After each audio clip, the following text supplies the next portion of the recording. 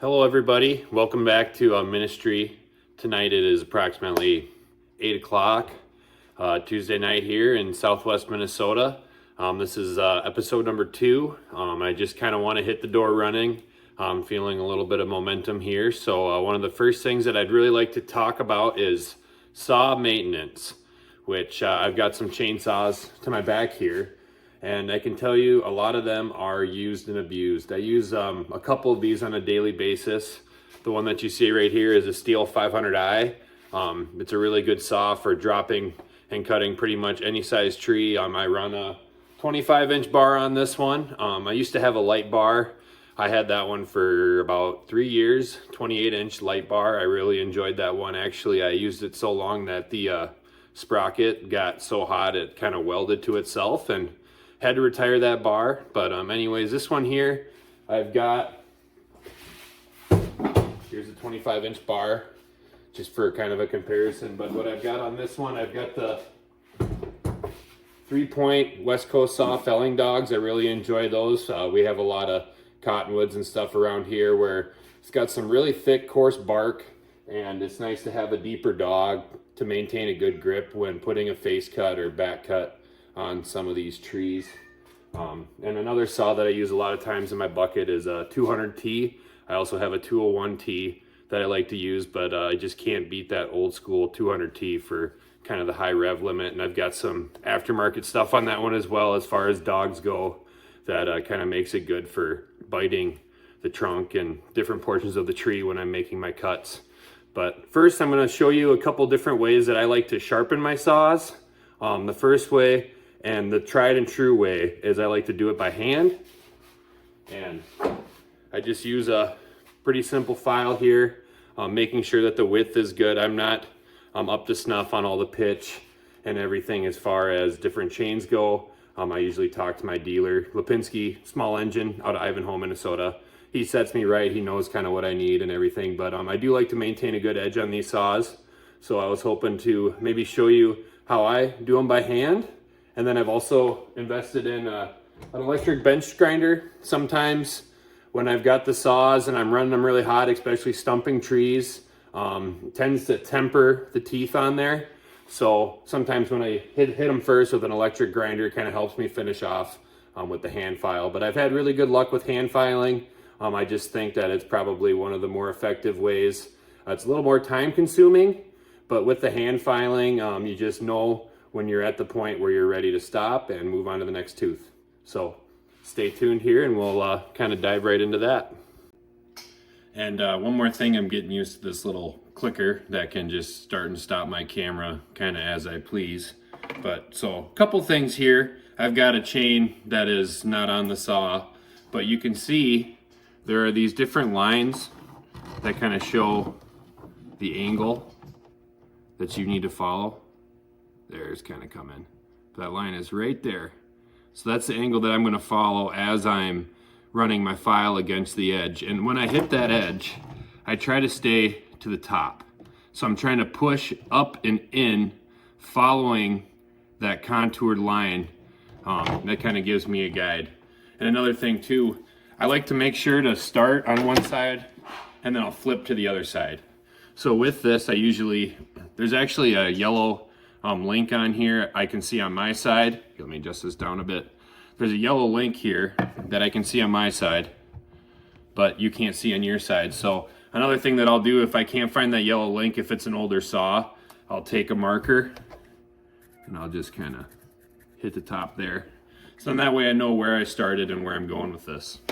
So a couple things there, and you can't go too slow, so just take your time. You want to work on full strokes. You can go one direction, but you don't want to come back with it. So I kind of get in a rhythm of going on one side and then kind of bringing it back against the rakers on the other side. And the rakers here are the part that clears the kind of the slot from all the wood chips and everything. But I'll do a couple strokes here and then I will switch over and show you kind of more of a top view as I'm doing this. You just want to hit the top of that. Like I said, kind of pushing up and in, following that angle.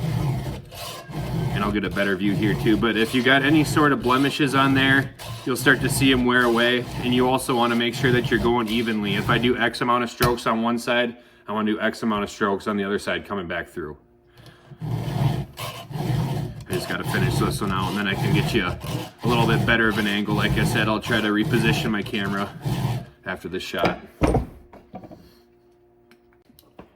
So here's the close-up. I kind of have this one here marked. I don't know, I'll have to bring that in closer.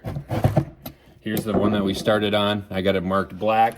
I got the brake off right now to kind of adjust where I want it to be for the camera. I'm gonna have to figure out a better way to get this camera situated. I might have to redo this sharpening video, and there'll be more videos on sharpening too, but I just wanted to get another one out there. But here's that. I kind of clean that up a little bit, but here's my line, so that's the angle that I'm gonna want to follow. You can see that on there. There's the line. And now what I'm gonna do is I'm just gonna put an edge on there, following that angle that we want to be at. And I come back kind of quick, but I never drag it back on the same side. So I'm always putting my pressure with my outstroke and kind of coming back on this side. But I'll bring that in, and I'm keeping track of how many strokes I've done on this side. So there's another one done, and then you're gonna wanna just make sure to go through, ending on your marked one, and then you'll flip the saw around and do the other side there. So, all right, so here is my chainsaw sharpener. It's not a top of the line one or anything. I think I got it at Menards. But like I said, sometimes when you get them chains a little hot, it just helps to kind of get your edge back, you know, when the chain's tempered and kind of too hard for you to use a hand file on. So what you got to do first is you want to load your chain into this slot here, and then it does slide forward and back. And this is what your catch is. You're going to want the back side of that tooth right up there. You can lock it down with that, and then we'll turn it on. Make sure I'm on the right side. You'll just want to hit that edge.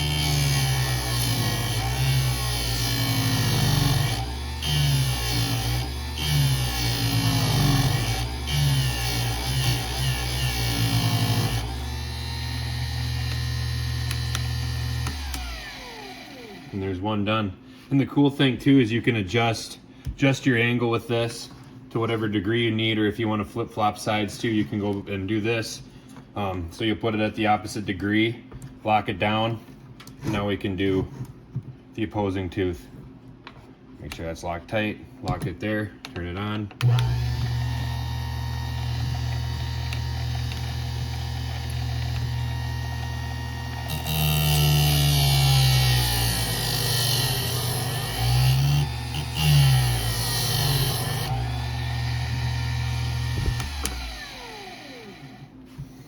So yeah, only got to do that probably another 30 times and your chain will be sharp. So that's just kind of a quick rundown when sharpening. It's nothing in too depth or anything. I didn't do any measuring to see if my pitch was right or my rakers were low enough, but I did manage to get myself a little bit there. I got some good buddies out in Montana. We would always make a joke that you gotta make your sacrifice to the tree gods, but anyways, when working with trees, it's going to happen. And I've never been one to wear gloves. If you wear gloves, then your hands are going to be soft, and your hands just got to get used to it. So it's just part of it. But I kind of just like to close here with something. I got a verse here. That seemed relevant for doing some sharpening, but this one is Proverbs 27:17. As iron sharpens iron, so a man sharpens the countenance of his friend.